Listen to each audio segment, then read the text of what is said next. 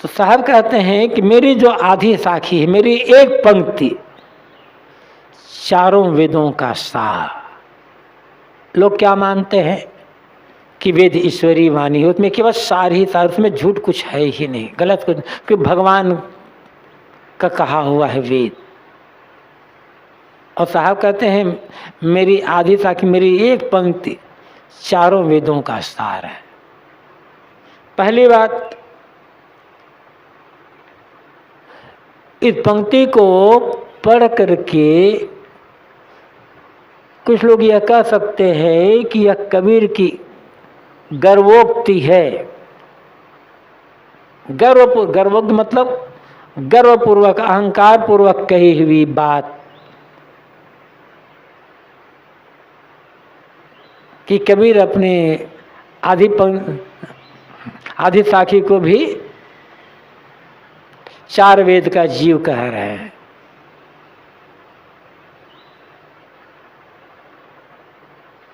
लेकिन कुछ ऐसे महापुरुष होते हैं जो इस प्रकार की बातें कहते हैं, और गर्वोक्ति नहीं होती है, साधिकारोक्ति होती, सहज उक्ति होती है, उनकी सहज कथन होता है। और कबीर साहब की वाणियों को देख लो, इसमें कोई किस्सा कहानी नहीं है, कोई इतिवृत्त नहीं है, कोई किसी के हाथ पैर आदि का वर्णन नहीं है कि कर कमल, मुख कमल, पद कमल, ये कमल, वो कमल, मिथ्या महिमा की बात नहीं है, चमत्कार अंधविश्वास की बात नहीं है। कबीर साहब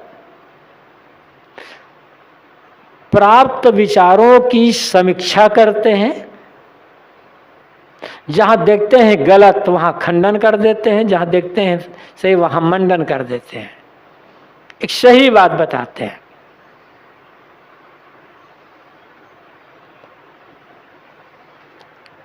करो बहिया बला अपनी छाड़ बिरानी याद। अभी तो एक पंक्ति में कितना साहस भरा हुआ है।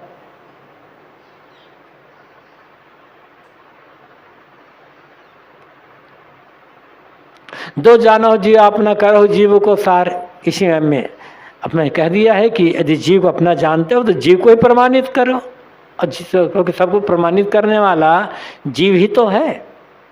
दिल में खो दिल ही में खो जो यह करिए मारा माँ, एक पंक्ति है लेकिन इसमें अध्यात्म का पूरा सार कह दिया गया है। ऐसे तमाम युक्तियां हैं।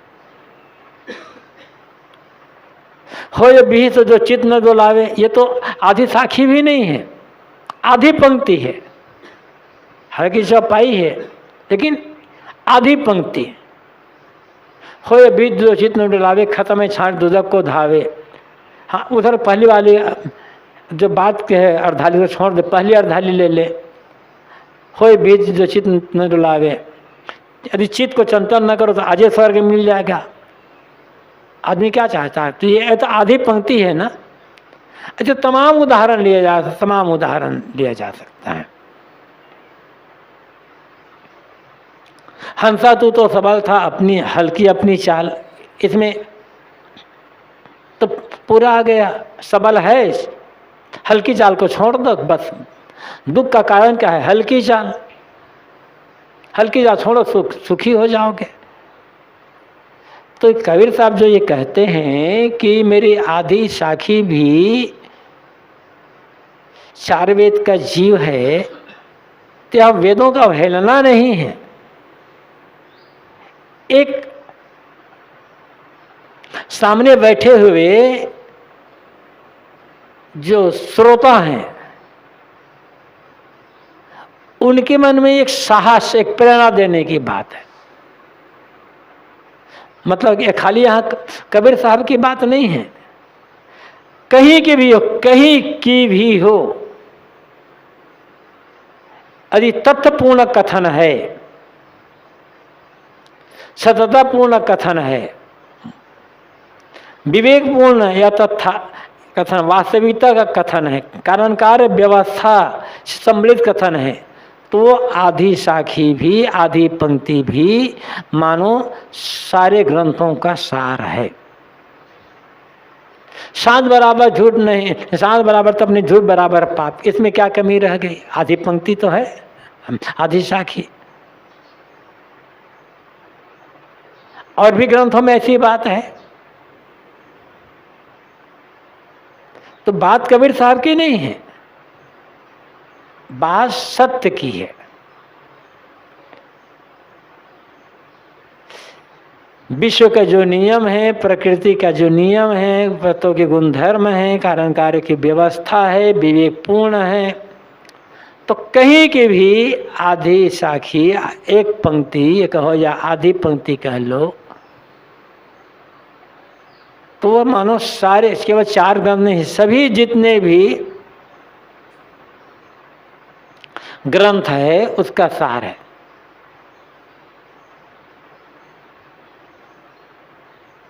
जैसे कि एक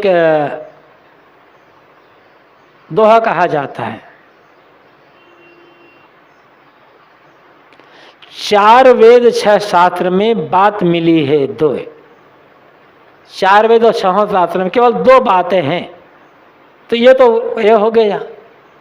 लेकिन और 2 बातें क्या है?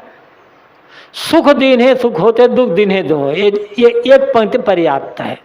सुख दोगे तो सुख मिल जाएगा, दुख दोगे तो दुख मिल जाएगा। इसमें घाटा क्या है? तो ये तो 4 वेद नहीं, 6 शास्त्रों को भी जोड़ दिया गया है ना। संस्कृत में कहा गया है, अष्टादश पुराणेषु व्यासस्य वचनम द्वयम्।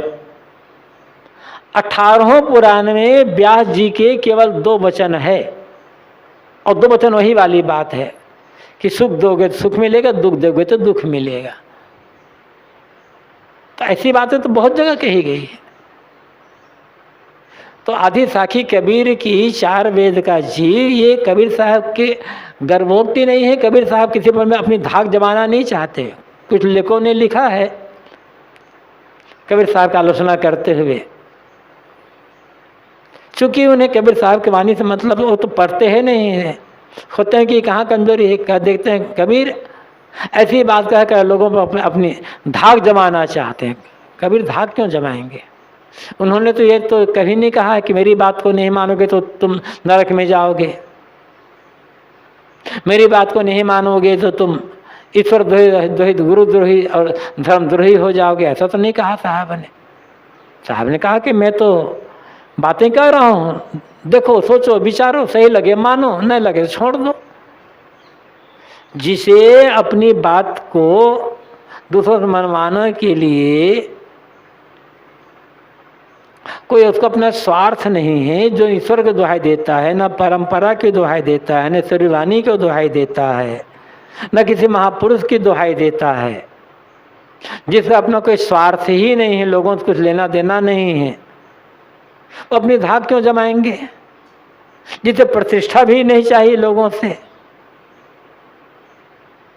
धाक तो उन्हें जमाना होता है जिनका अपना कोई स्वार्थ होता है, जिन्हें अपना कुछ सिद्ध करना होता है। कबीर साहब को न किसी अवतार को सिद्ध करना है, न किसी ईश्वर ब्रह्म को सिद्ध करना है, न देवी देवता को सिद्ध करना है, न स्वर्ग नरक को सिद्ध करना है। उन्हें तो सत्य कहना है बस।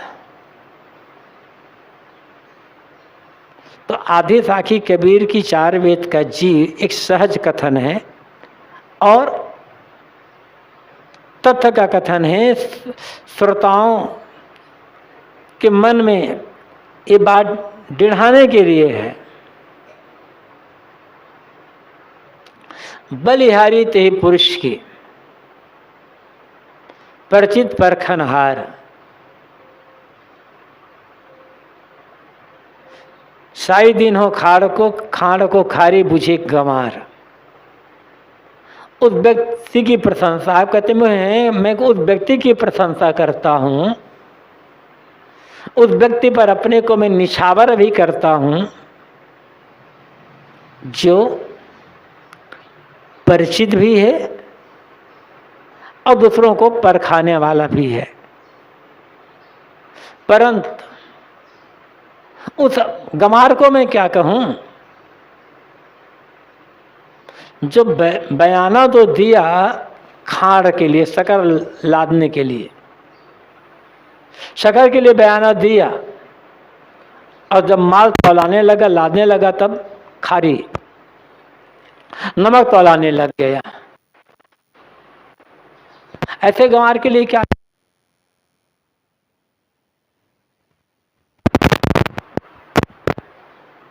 बलिहारी ते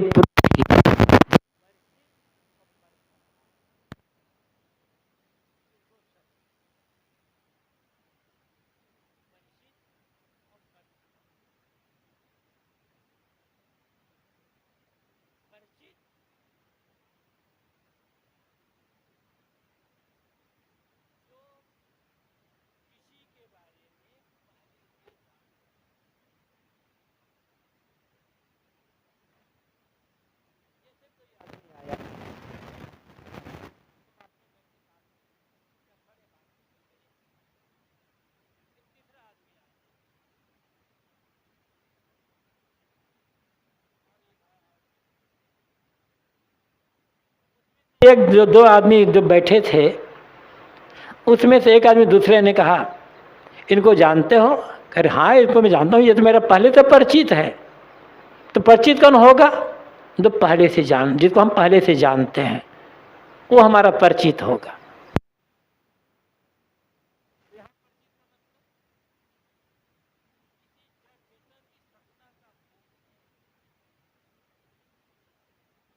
अपने आत्मसत्ता का बोध है, प्रकृति के नियमों का बोध है, कारण कार्य व्यवस्था का बोध है, जो सत्य को अच्छी तरह से जानता, जिसे ये पता है कि बंधन का कारण क्या है, मोक्ष का कारण क्या है, दुख कहाँ से मिलता है, दुख का कारण क्या है, इन सारी बातों को भली भांति जो जानता है, और केवल जानता ही नहीं है, जान करके जो गलत है, बंधनदायी है, उन सब का त्याग कर दिया, और जो सच है, कल्याणदायी है, उन बातों को ग्रहण किया, वो आदमी परिचित है। कहीं भ्रम जिसके मन में नहीं है, कोई संदेह नहीं है मन में, कोई द्विधा नहीं है मन में, परिचित वैसा है। और ऐसा में आदमी मिलना कठिन है। नहीं, ऐसा बात नहीं है, बहुत थोड़े लोग ऐसे होते हैं।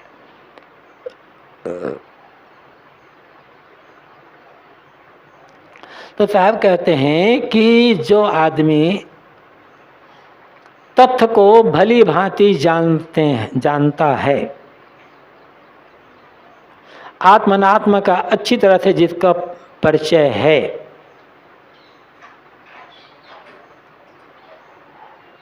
ऐसे आदमी की मैं प्रशंसा करता हूं और अपने आप को उस पर मैं निछावर करता हूं। स्वाभाविक है, ऐसे व्यक्ति की प्रशंसा होगी ही जो जानकार होगा। दूसरी बात है परखनहार। अब परखनहार को दो ढंग से समझना होगा। स्वयं परिचित तो है, लेकिन औरों को भी परखाने में लगा हुआ है। एक आदमी सही मार्ग पर चल रहा है, सत्य के मार्ग पर चल रहा है, झूठ के मार्ग को, गलत मार्ग को, गलत काम को इसने छोड़ दिया है, सच्चाई के ईमानदारी के मार्ग, सही मार्ग पर, सही रास्ते पर चल रहा है। तो ऐसे आदमी की प्रशंसा तो होगी ही, लेकिन उससे ज्यादा प्रशंसनीय वह व्यक्ति है जो जिसने झूठ के मार्ग को तो पहले ही छोड़ दिया है, सच्चाई रास्ते पर स्वयं चल ही रहा है, औरों को भी सच्चाई के रास्ते पर चलने के लिए प्रेरणा दे रहा है। मतलब जो जाग गया है और दूसरे जो सोए हुए हैं उनको जगाने का भी काम कर रहा है। तो वो आदमी और ज्यादा प्रशंसनीय होगा। स्वयं तो जागना ही है, लेकिन दूसरों को भी जगाने का काम। साहब ने क्या कहा है, सोई हित बंधु मोहि भावे, जात कुमारग मार्ग लावे। जो कुमार्ग में जाते हुए लोगों को सुमार्ग में लाएगा, वो परखनहार है। यहां पर अपना तो चलना है, अपना कल्याण का काम करना है, लेकिन औरों को भी कल्याण का मार्ग बता देना है। क्योंकि संसार में लोग भटके हुए बहुत हैं। आखिर पहले के संत गुरुजन लोगों को परखाने का काम ना करते तो क्या करते हैं? और साहब ने क्या कहा है, एक कबीर साहब ने कहा है, परख परखावन जीवन केरा, यह व्यवहार यथार्थ निबेरा।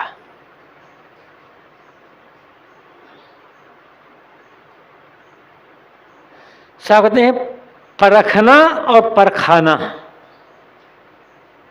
अपना तो परखना है ही, औरों को भी परखाना है। ये जीवन का यथार्थ व्यवहार है, ये सही व्यवहार है, ये जीवन जीने का सही तरीका है। तो साहब कहते हैं ऐसा जो व्यक्ति है जो सच्चाई से, सत्य से परिचित है, जिसे अपने स्वरूप का, अपने आत्मा का पूर्ण बोध है, किंतु जो दूसरों को भी आत्मज्ञान देने का काम कर रहा है, दूसरों को भी कल्याण के मार्ग पर लगाने के लिए प्रयत्न कर रहा है, प्रेरणा दे रहा है, वो व्यक्ति प्रशंसनीय है। अब परखनहार का दूसरे ढंग से अर्थ ले लें, बात एक ही है। एक तो वह कि पहले से सत्य से परिचित है, दूसरों भी सत्य की बातें परखा रहा है। दूसरे ढंग से यह होगा, परिचित तो है ही, लेकिन जब तक जीवन है तब तक आगे भी परखता रहता है, क्योंकि जब तक जीवन है तब तक भूलने भटकने का चांस बना रहता है। नई नई समस्याएं आती है, नए नए लोग मिलते हैं, नई नई बातें सुनने को मिलती है, पढ़ने को मिलती है। तो ऐसा नहीं कि बस जानना था जान लिया, तो अब आगे जानना बंद। परिचित तो हो गया है, लेकिन जीवन भर परखने का काम करते रहता है। अब दो लगता है गलत उसे छोड़ते जाना है, क्योंकि संसार बहुत विशाल है।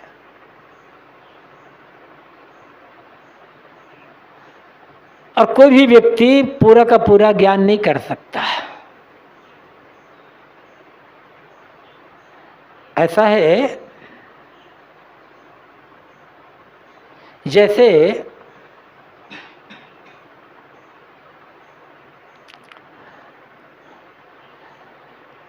देश पर शत्रुओं ने हमला कर दिया,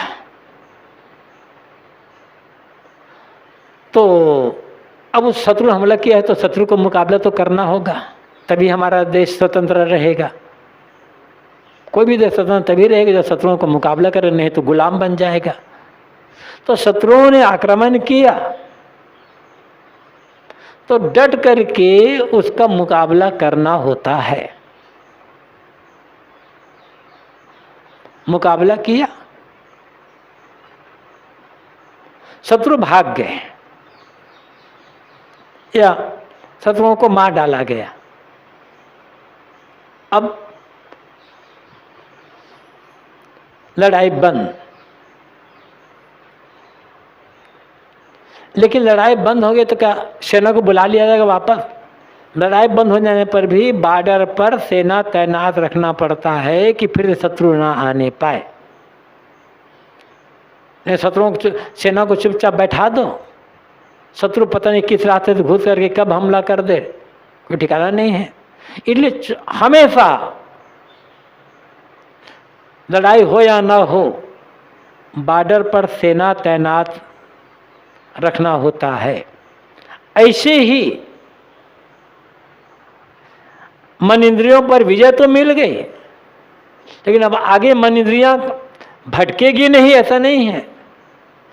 अनेक प्रकार के दृश्य मिलेंगे, अनेक प्रकार के नर नारी मिलेंगे, अनेक प्रकार के पदार्थ मिलेंगे, अनेक प्रकार के प्रलोभन आएंगे, भय आएंगे, कब फितलन हो जाए क्या पता। इसलिए जब तक जीवन है तब तक परखते रहना होगा। ये अहंकार काम नहीं आएगा। हमें तो जड़ चेतन का ज्ञान हो गया है, जड़ चेतन का ज्ञान तो हो गया है। लड्डू देखे बस लुभा गए, चलो एक लड्डू और खा लेते हैं, ज़्यादा कहाँ ज्ञान है जड़ चेतन का। थोड़ा प्रलोभन दिखाई पड़े, भूल गए, भटक गए। तो जीवन भर सावधानी रखने का आवश्यकता। परखना मतलब स्वयं अपने लिए अपना ही मन कहाँ चालबाजी कर जाए। इंद्रियों की आदत है बाहर भटकने की, कब किस इंद्रिय का विषय प्रबल हो जाए कुछ कहा जा सकता है क्या।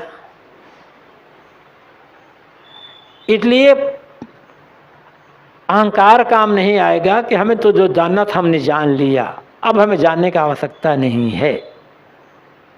जीवन भर परखनहार बने रहना है, परखनहार।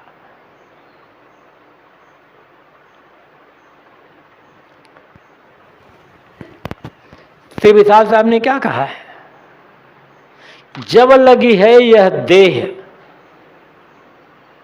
प्रारब्ध भुलावन पूर्व की, तब लगी शत्रु मने विनय करो यही समन हित।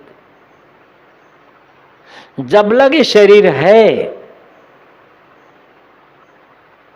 तब तक पूर्व कर्म संस्कारों के अधीन भूलने भटकने का चांस है,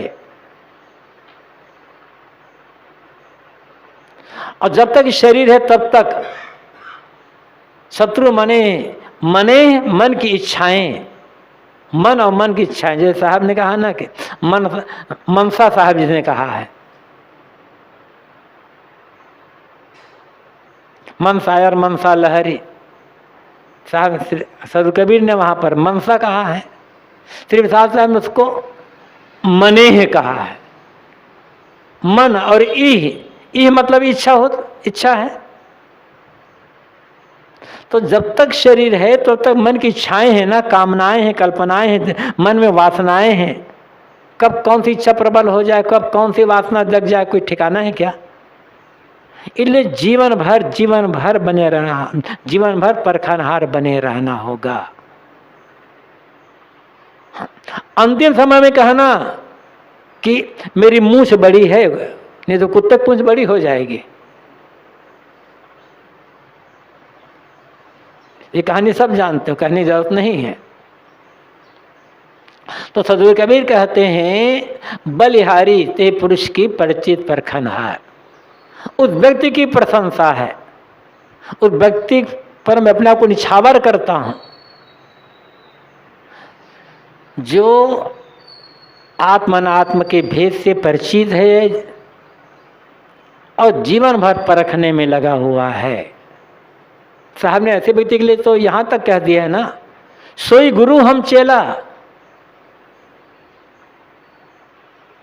ऐसे व्यक्ति को मैं गुरु मानने के तैयार हूं और स्वयं उसका चेला, उसका शिष्य बनने के तैयार हूं। इतनी विनम्रता साहब दिखला देते।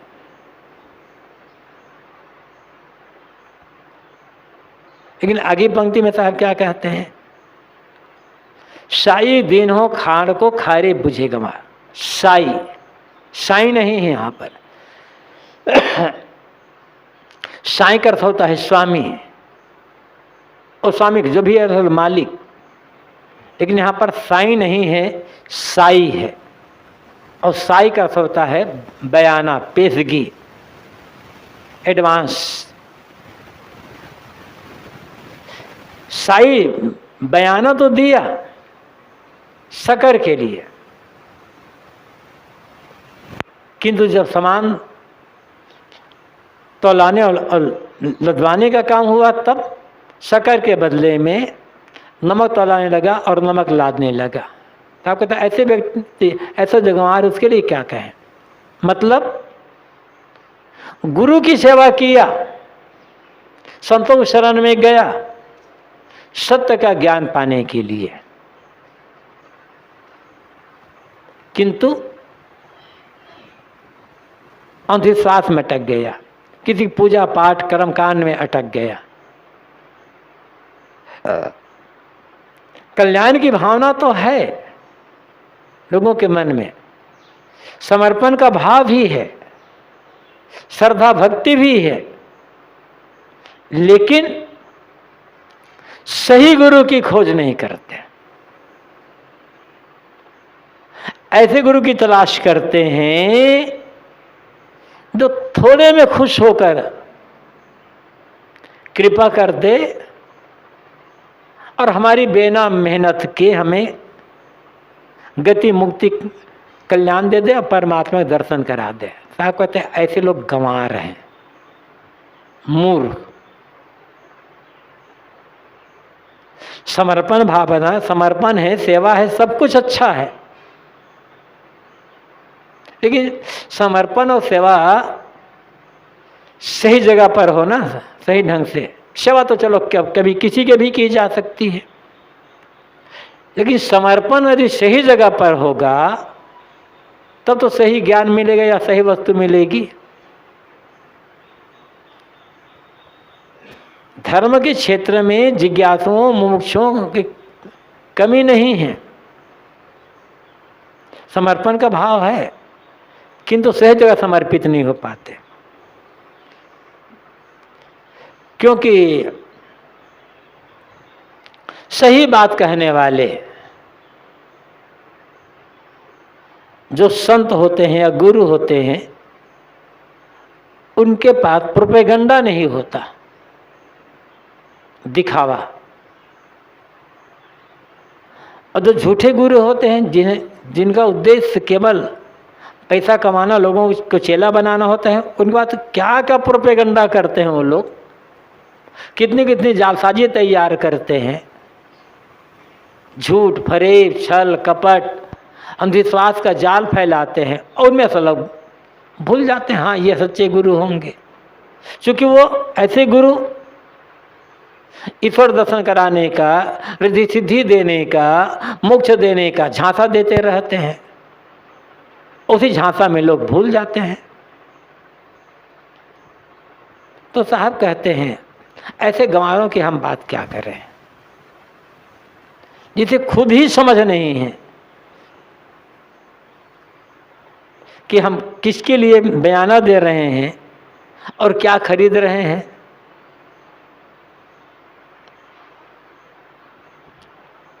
तो ऐसे व्यक्ति के लिए क्या कहा जाएगा। प्रशंसनीय तो वह है जो सच्ची जगह पर समर्पित हुआ और वहाँ से सही ज्ञान प्राप्त करके औरों को भी परखाने में लगा हुआ है और एक रस कल्याण के मार्ग में चल रहा है। विष के विरवे घर किया, रहा सर्प लपटाए, ताते जी रही डर भया, जागत रहने बिहाय।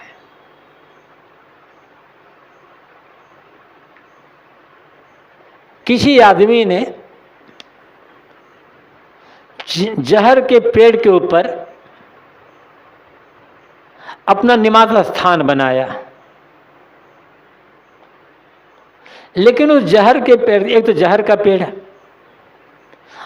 और उस जहर के पेड़ पर हर डाल में सांप लिपटे हुए हैं, तो होगा क्या।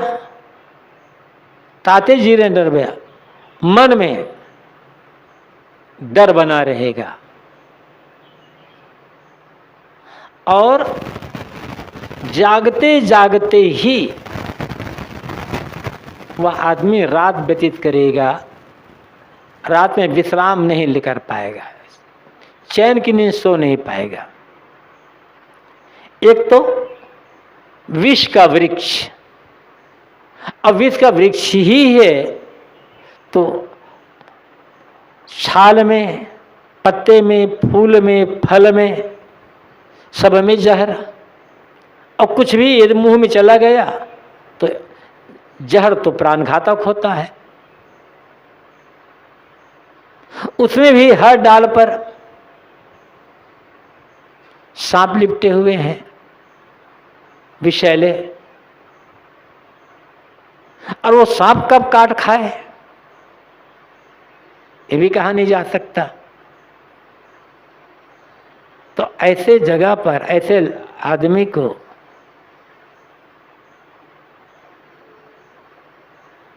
चैन कहाँ मिलेगा? वो तो हमेशा भयभीत बना रहेगा ना, सो ही नहीं पाएगा, साहब जागत में जागते हुए रात व्यतीत करेगा, या रात दिन, दिन रात जागते हुए भी व्यतीत होगा। ये विष का वृक्ष क्या है और सांप क्या है ये समझना होगा। विष विषय शक्ति, कामना, इच्छा, तृष्णा, और हर आदमी के मन में कुट कुट करके विषय शक्ति भरी हुई है। कैसी कैसी इच्छाएं, कल्पनाएं हैं।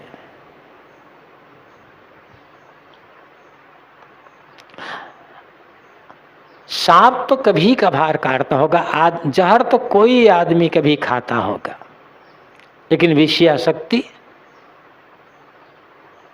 सबके मन में है, किसी के में कम, किसी के में ज्यादा। कम वाले तो बहुत कम है, अधिकतम लोग तो ज्यादा वाले ही हैं। कोई विरला है जिसके मन की विषय शक्ति मिट चुकी, समाप्त हो चुकी है, और सही अर्थों में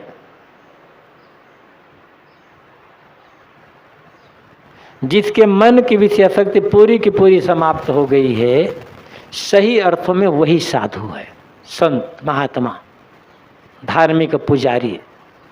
साधु का कपड़ा पहनने से कोई साधु नहीं होता। कपड़ा तो बहुत आसानी से पहन लिया जाता है। गुरु ने कृपा किया, साधु का वेद दे दिया, बस आश्रम में गए, साधु कपड़ा मिल गया। साधु का कपड़ा पहन करके कोई अपने को साधु मानता है तो भयंकर धोखा है। अब हम लोग उसी धोखा में पड़े हुए हैं। देखना है कि विषय शक्ति खत्म हो रही है, नहीं हो रही है। अब विषय शक्ति का मतलब बार बार कहा जाता है केवल काम वासना ही नहीं है। खाने के लोलुपता विषय शक्ति है, आराम तल भी विषय शक्ति है, प्रशंसा पाने की इच्छा, प्रशंसा पार करके खुश हो रहे हैं, विषय शक्ति है, पैसे का लोभ है, विषय शक्ति है। एक रूप थोड़े विषय शक्ति का, सब कुछ पूरा संसार ही विषय है ना। तो कहा गया कि ध्यानम निर्विषय मना, मन का निर्विषय होना ध्यान है। मन के में जो कामनाएं हैं, इच्छाएं हैं, वो भी तो विषय शक्ति के भीतर है, वो भी तो विषय है। और कैसी कैसी इच्छाएं होती है मन में, अपने ही मन की इच्छाओं को समझना और समझ करके उन्हें काटना, फेंकना दूर हो गए। किसी ने कहीं भी हो, ट्रेन में हो, बस में हो, रास्ता चलते हो, या जहां रहते हैं वहां भी किसी ने थोड़ी सी बुराई कर दी, थोड़ी सी निंदा कर, थोड़ा नुकसान कर दिया, और हमें गुस्सा आ गया और दुखी हो गए, ये भी विषय शक्ति का ही लक्षण है। क्योंकि देहाभिमान में अभी मन एकदम चिपका हुआ है। और देहाभिमान को सांप भी कह सकते हैं, आगे साहब ने सांप के बात कहे हैं। अनादिकाल से इसके संस्कार है, स्वीकार करने में कोई कठिनाई नहीं होनी चाहिए, अहंकार आड़े नहीं जाना चाहिए। अनादिकाल से किस रास्ते पर चलते आ रहे हैं, इसे विषय शक्ति के रास्ते पर तो चलते आ रहे हैं ना अनादिकाल से। कोई कहे कि बाबा आपके मन में विषयासक्ति है तो दुखी होने की बात नहीं है। अरे उस है तभी तो उसी मिटाने के लिए तो साधु मार्ग में आए हैं। विषयासक्ति ना होती तो साधु मार्ग में क्या होता, तो मुक्त हो गए होते।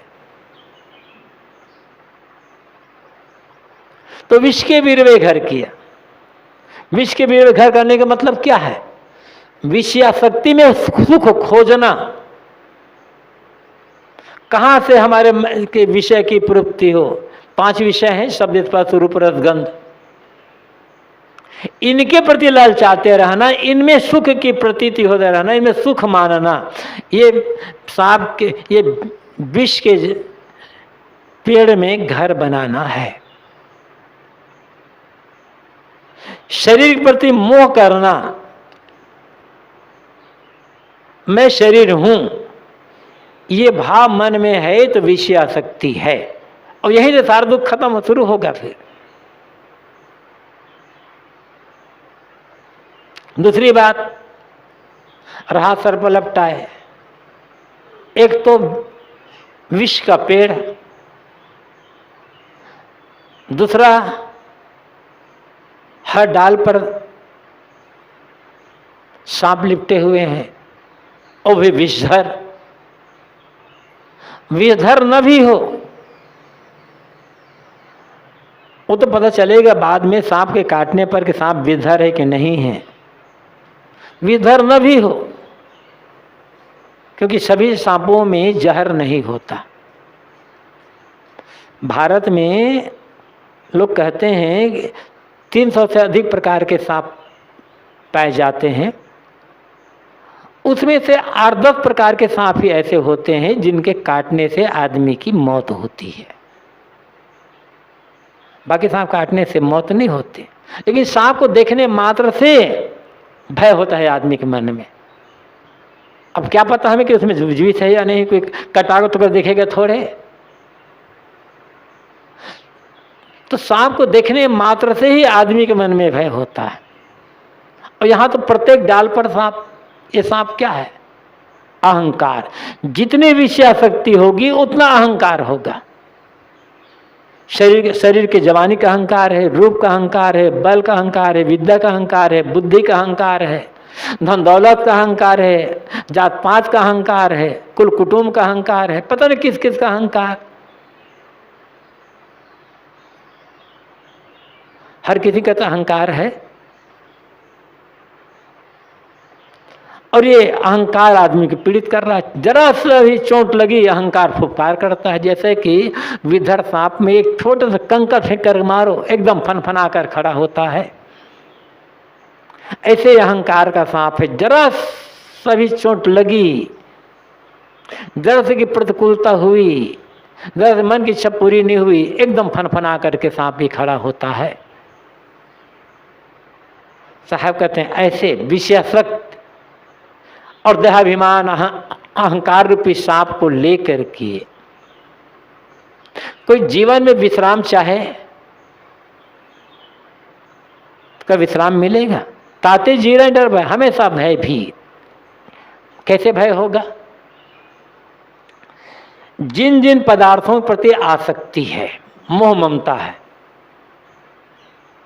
जब विषय की आसक्ति होगी तो कहीं मोह ममता तो होना ही है।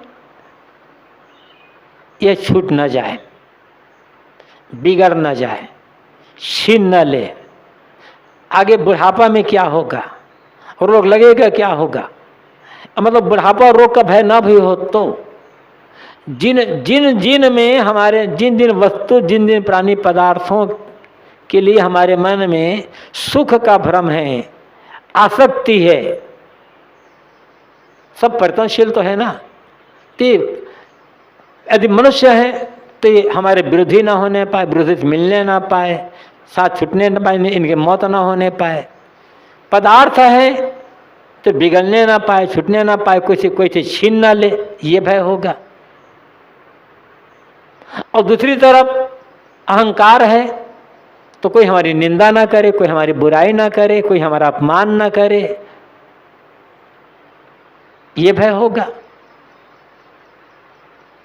रात दिन तो दिन रात में भी वो आदमी भयभीत रहेगा। जागत रहने भी है, साहब का अर्थ करोगे तो दिन में तो भयभीत है ही,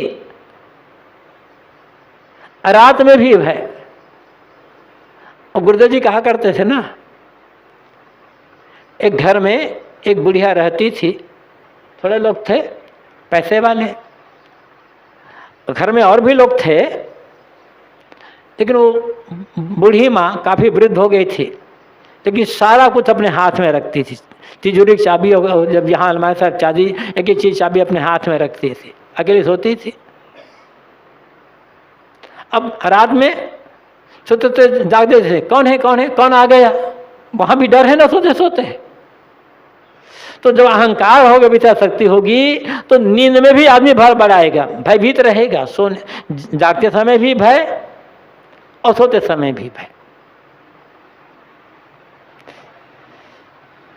जागत रहने बिहार साहब कहते हैं दिन रात भय, और सुख की नींद सो नहीं पाता है। करना क्या है? शरीर तो है, आसक्ति से बना हुआ है शरीर, नाम के रूप प्रति अहंता ममता तो है ही, बुद्धि का अहंकार भी थोड़ा बहुत है, थोड़ा बहुत का तो कूट कूट कर भरा है। तो साहब कहते हैं ऐसे संसार में भय तो है, तो कहेंगे जागत रहने भी है, जागते हुए रात को व्यतीत करो, मतलब सावधान होकर के जीवन जियो। यदि ये चाहते हो कि विष हमें आक्रांत न करे और अहंकार रूपी सांप डंसे ना, काटे ना, तो जागत रहने भी है, दिन रात जागते रहो, अत्यंत सावधानी पूर्वक अपना व्यवहार और सेवा का काम करो। रास्ता यही है, जागते रहना। रैन मतलब रैन, बिहाय मतलब दिन, बिहान सुबह, और सुबह मतलब दिन है। बिहाय का मतलब व्यतीत करना भी होता है, जहाँ जैसा अर्थ लगा लो, सारे अर्थ लग जाते हैं। तो समान लोगों के लिए क्या है? दिन रात भयभीत रहना, कहीं उन्हें सुकून चैन नहीं मिल पाता है।